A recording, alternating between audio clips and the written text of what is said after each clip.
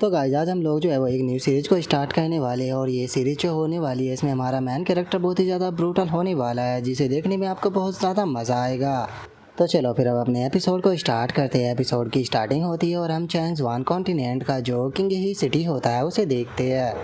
और अब वहाँ पर एक पर्सन जो होता है वो सिटी के अंदर बोलता है कि क्या तुम्हें पता है कि जो इविल सेक्ट था उसका अभी भी कुछ लोग जो है वो बचे हुए हैं, जिसमें से एक हमारी किंग हू सिटी के अंदर अपेयर हुआ है। जो सुनकर एक और बंदा बोलता है कि हाँ मैंने उनके बारे में सुना है कि वे लोग जो होते हैं वो ब्लड और फ्लैश का इस्तेमाल करते हैं लिविंग बींग्स का, और वे डोमिनिक आर्ट को कल्टीवेट करते हैं और हमारे जैसे ऑर्डिनरी इंसान तो बस उनके लिए टारगेट से ज़्यादा कुछ भी नहीं। जो सुनकर एक और बंदा जो होता है वो बाकी बंदों से बोलता है कि तुम लोगों को पैनिक होने की कोई ज़रूरत नहीं है, क्योंकि मैंने सुना है कि कुछ यहाँ पर कल्टीवेटर जो है वो आए हुए हैं जो कि उन डोमिनिक कल्टीवेटरों को कैप्चर करने वाले हैं। जो सुनकर एक और बंदा बोलता है कि बहुत बढ़िया, ये डीमन कल्टीवेटर जो है वो पूरी तरह से ख़त्म होने चाहिए। और उन लोगों के इतना बोलते हैं कि साथ ही हम वहाँ से गुजर रहे एक पर्सन को देखते हैं जो कि उन सभी लोगों की जो बातें होती है उसे सुन रहा होता है। और अब उन लोगों की आवाज़ों को सुनने के बाद में वो लड़का जो होता है वो अपने चेहरे को छुपाते हुए बोलता है कि इसका मतलब यहाँ पर बक्का अफवाह फैल चुकी है, अब मैं इस सिटी के अंदर जो है वो ज़्यादा लंबे टाइम तक नहीं रुक सकता। पिछले 1 साल से मैं इन लोगों से अपनी जान बचाते हुए भाग रहा हूँ क्योंकि ये सभी लोग जो है वो मुझे मारना चाहते हैं। और अब हमें इस पर्सन के बारे में बताया जाता है कि इसका नाम चू जुआन है जो कि हमारी सीरीज का मेन कैरेक्टर भी होने वाला है। और अब जो चूज वान होता है वो हमें अपने बारे में बताने लगता है कि मैं चैंग जुआन कॉन्टिनेंट के अंदर किसी दूसरे वर्ल्ड से आया था, मेरा यहाँ पर कोई भी बैकग्राउंड नहीं था और ना ही मेरा कोई फैमिली कनेक्शन था, और अगर कल्टीवेशन टैलेंट की बात की जाए तो वो भी मेरा मिड कोर था। मैंने यहाँ पर बहुत ही ज़्यादा एफर्ट लगाया एक सेक्ट को ज्वाइन करने के लिए, लेकिन मैं किसी भी सेक्ट को ज्वाइन नहीं कर पाया और आखिरी में मैंने जो डेमोनिक सेक्ट था उसे ही ज्वाइन कर लिया, जिसके बाद में मैंने डेमोनिक सेक्ट की जो सेक्ट को टेक्निक थी उसे प्रैक्टिस करना शुरू कर दिया, जिस कारण मैंने यहाँ पर अपनी कल्टीवेशन के अंदर काफ़ी ज़्यादा इंप्रूवमेंट किया। मैंने पॉइजन आर्टों को भी सीखा और जो क्रॉप्स आर्ट था उसे भी बनाना सीखा, और काफ़ी लंबे टाइम तक मेहनत करने के बाद में आखिरी में मैं QI रिफाइनिंग स्टेज पर पहुंच गया, जिसके बाद में मैं बस एक ही स्टेप दूर था यहाँ पर इनर डिसाइपल बनने से। लेकिन जैसे ही मैं इनर डिसाइपल बनने वाला था उसी टाइम पर यहाँ पर जो फर्स्ट एंसिस्टर था उसे अचानक से कुछ हो गया और वो पूरी तरह से पागल होने लगा। और इसी सिचुएशन का फ़ायदा उठाकर जो 5 के 5 बड़े सेक्ट थे वे सभी एक साथ में मिल गए और एक साथ में मिलकर डोमिनिक सेक्ट के ऊपर अटैक कर दिया, और उनके जॉइन अटैक को यहाँ पर हम लोग नहीं रोक पाए, जिस कारण बहुत सारे लोग मारे गए, बहुत सारे लोग बचकर निकल गए, तो कुछ लोगों ने सरेंडर कर दिया। लेकिन जो 5 के 5 बड़े सेक्ट थे वे यहाँ पर डोमिनिक डिसाइपलों को इतनी आसानी से नहीं छोड़ने वाले थे। जो डिसाइपल वहाँ से बचकर निकल गए उन सभी का पीछा जो था वो सेक्टों ने करना स्टार्ट कर दिया और उन्हें ढूंढ ढूंढ कर मारना शुरू कर दिया। और अगर अभी के टाइम पर मेरी बात की जाए तो इस टाइम पर मेरी कल्टीवेशन जो है वो ब्लड ट्रांसफॉर्मेशन रियलम पर पहुंच चुकी है, जहाँ पर कि मैं सोल साइज आर्ट को कल्टीवेट कर रहा हूँ, लेकिन इसके लिए मुझे बहुत ही बड़ी मात्रा में ब्लड एसेंसों की ज़रूरत होती है।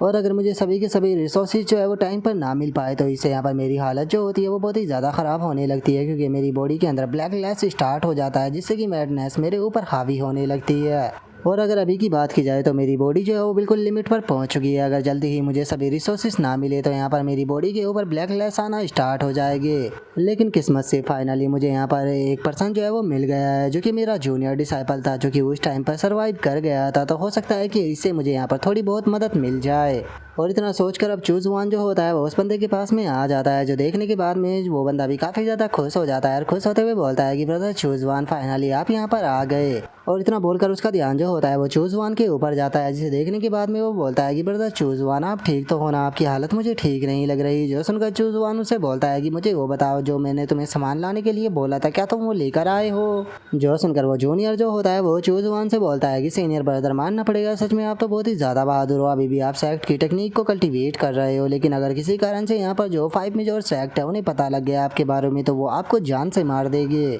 जो सुनते के साथ ही चूजवान जो होता है वो उसे बोलता है कि हम लोग जो है वो डेमोनिक सेक्ट के डिसाइपल है और वे सभी लोग जो है वो हमें मारने के लिए चारों तरफ ढूंढ रहे हैं, अगर हम उन्हें मिल भी जाते हैं तो वे हमें जान से मारेगी ही मारेगी, तो इस चीज़ से क्या फ़र्क पड़ता है कि हम डेमोनिक आर्ट को अब कल्टीवेट करें या ना करें। जो सुनते के साथ ही वो जूनियर जो होता है वो इस तरह बोलता है कि ब्रदर चूजवान मैं कहना ये नहीं चाहता हूँ और ना ही मैं इस बारे में ज़्यादा सोचना चाहता हूँ। अगर मैं तुमसे सच बताऊँ तो जो आइटम आपने मुझे ढूंढने के लिए बोला था इन्हें ढूंढना बहुत ही ज़्यादा मुश्किल था। जो सुनते के साथ ही जो चूजवान होता है वो उसे वहाँ पर लोग रेड के स्पेशल स्टोन देते हुए उसे बोलता है कि शुक्रिया तुम्हारे यहाँ पर हार्डवर्क के लिए, ये जो डीमन बीस्ट ब्लड लग रहा है ये पूरी तरह से प्योर है और अच्छी कंडीशन में भी है।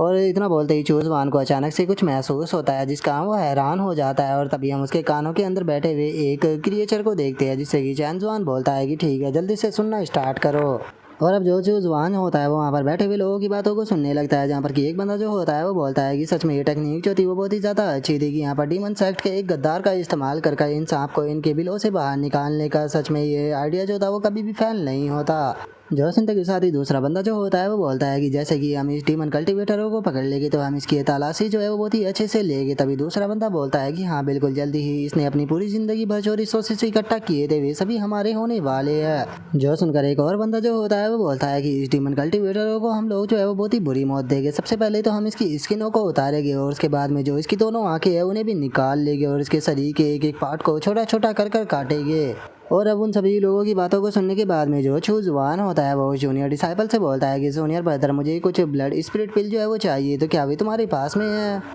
जो सुनते के साथ ही वो जूनियर डिसाइपल भी बहुत ज़्यादा हैरान हो जाता है और हैरान होते हुए बोलता है कि ये पिलों का तो इस्तेमाल तब किया जाता है जब फाउंडेशन एस्टेब्लिशमेंट कल्टीवेटर को हीलिंग की ज़रूरत होती है, तो क्या इसका मतलब वही है जो मैं सोच रहा हूँ? और इतना बोलते के साथ ही वो जूनियर डिसाइपल बहुत ही ज़्यादा खुश हो जाता है और खुश होते हुए बोलता है कि इसका मतलब तुमने जो अंकल लू और बाकी के लोग थे उन सभी को ढूंढ लिया। जो सुनकर चूजवान जो होता है वो सीरियस होकर उसकी तरफ देखते हुए उसे बोलता है कि तुम्हें यहाँ पर ज़्यादा क्वेश्चन नहीं पूछने चाहिए, अगर तुम्हारे पास में वो पिल है तो चुपचाप मुझे दे दो। जो सुनते के साथ ही वो जूनियर डिसाइपल जो होता है वो बोलता है कि ब्रदर, आप भी जानते हो कि ब्लड स्पिरिट पिल कितनी ज़्यादा एक्सपेंसिव होती है, मुझे नहीं लगता कि आपके पास में इतना पैसा होगा कि आप उसे खरीद पाओ, लेकिन अगर आप अपने मुझे साथ में मुझे लेकर चलते हो अंकल लुओ को देखने के लिए तो मैं आपसे वादा करता हूँ कि प्रोटेक्शन फीस के तौर पर मैं आपको ब्लड फाउंडेशन पिल जो है वो दे दूँगा। और मैं केवल तुम्हें ये पिल फ्री में नहीं दूंगा बल्कि मैं तुम्हें मिनट ग्लेड के जो स्पिरिट स्टोन है वो भी यहाँ पर फ्री में दे दूंगा। तो बताओ तुम इस बारे में क्या कहते हो? जो सुनते के साथ ही जूजवान जो होता है वो हंसते हुए बोलता है कि अगर सच बताओ तो इसमें जो रिस्क है वो बहुत ही ज़्यादा हाई है, लेकिन चूंकि तुम मेरे एक जूनियर ब्रदर हो और इसी के साथ में यहाँ पर सामान को ढूंढने में तुमने मेरी मदद भी की है तो इसीलिए मैं तुम्हें वहाँ पर लेकर जा सकता हूँ। और इतना बोलते के साथ ही अब जो जुबान होता है वो जूनियर डिसाइपल को लेकर वहाँ से जाने लगता है, जिसके बाद में वहाँ पर छुपे हुए कल्टीवेटर भी सामने आ जाते हैं और वे आते हुए बोलते हैं कि वे तो वहाँ पर जा रहे हैं। जो सुनकर उन लोगों का जो लीडर होता है वो बोलता है कि सच में आज तो हम लोग जो है वो एक बहुत ही बड़ी मछली को फंसाने वाले हैं, क्योंकि अगर हमने यहाँ पर फाउंडेशन बिल्डिंग का कल्टीवेटर को पकड़ लिया तो उसके बाद में हमें केवल रिवॉर्ड के तौर पर सेक्ट मेरिट पॉइंट ही नहीं मिलेंगे, बल्कि हम लोगों को यहाँ पर कल्टीवेशन के लिए एक बहुत ही अच्छा पैलेस जो है वो भी दिया जाएगा, जिसके बाद में हम लोग अपनी सेल्फ कल्टीवेशन कर काफ़ी अच्छी तरीक़े से इम्प्रूव कर सकते हैं। और इतना बोलकर अभी लोग जो होते हैं वो आकर एक पैलेस को वहाँ पर घेर लेते हैं, जिसके बाद में हम देखते हैं कि जो जुबान होता है वो लेकर उस जूनियर डिसाइपल को कहीं जा रहा होता है। और जो वो जूनियर डिसाइपल होता है वो बोलता है कि सीनियर ब्रदर, मानना पड़ेगा कि सच में आप तो बहुत ही ज़्यादा चालाक हो, आपने ऐसी छोटी सी कोठियार के अंदर ऐसा अंडरग्राउंड टनल जो है वो बनाया हुआ है, लेकिन मैं आपसे पूछना चाहता हूँ कि आखिर हम लोगों को और कितनी देर जो है वो चलना पड़ेगा? जो सुनने के बाद में जुबान जो होता है वो उससे बोलता है कि हम लोग जो है वो बस ऑलमोस्ट वहाँ पर पहुँचने ही वाले हैं। और इतना बोलकर जुबान एकदम से बहुत ही क्रीपी सी स्माइल देता है और देते हुए उसे बोलता है कि लेकिन मुझे एक चीज़ समझ में नहीं आ रही कि आखिर तुम्हें इतनी जल्दबाजी किस चीज़ की है? और अब जुबान के इतना बोलते के साथ ही हम उस जूनियर डिसाइपल को देखते हैं जो कि चिल्लाते हुए गेट को तोड़ कर आकर एकदम से बाहर गिरता है, जिसे देखने के बाद में सभी लोग काफ़ी ज़्यादा हैरान हो जाते हैं और बोलते हैं कि ये तो हेलिंग है। और अब हमें पता लगता है कि वो जूनियर डिसाइपल होता है जिसकी हालत काफ़ी ज़्यादा बुरी होती है और अब वो उन लोगों से बोलता है कि जो जुबान और जो वो जोंग है वो दोनों के दोनों नीचे है, जल्दी से वहाँ पर जाओ इससे पहले कि वे लोग वहाँ से भाग कर निकल जाए। याद रखना कि वे इस बार नहीं बचने चाहिए, नहीं तो वे मुझे जान से मार देंगे। जो सुनते के साथ ही उन लोगों का जो लीडर होता है वो अपने सभी साथियों को ऑर्डर देते हुए उनसे बोलता है कि जल्दी से सभी लोग नीचे जाओ, याद रखना कि वे यहाँ से बचकर नहीं भागने चाहिए। और उसके इतना बोलते के साथ ही हम देखते हैं कि सभी लोग जो होते हैं वो टनल से होते हुए नीचे की तरफ जाने लगते हैं, लेकिन जैसे ही वे थोड़ा नीचे आते हैं तो उन्हें अचानक से अपने सामने पड़ी हुई एक लाश नजर आती है, जिसके ऊपर से उसकी खाल को उतार लिया गया होता है, जिसे देखने के बाद में सभी लोग चिल्लाते हुए बोलते हैं कि यहाँ पर तो एक लाश पड़ी है। और उसके इतना बोलते के साथ ही अब जो उन लोगों का लीडर होता है वो भी आकर उस लाश को चेक करने लगता है और उसे चेक करते हुए बोलता है कि इसे मारने वाला कितना ब्रूटल था, उसने तो इसके जिंदा शरीर पर से ही खाल उतार ली।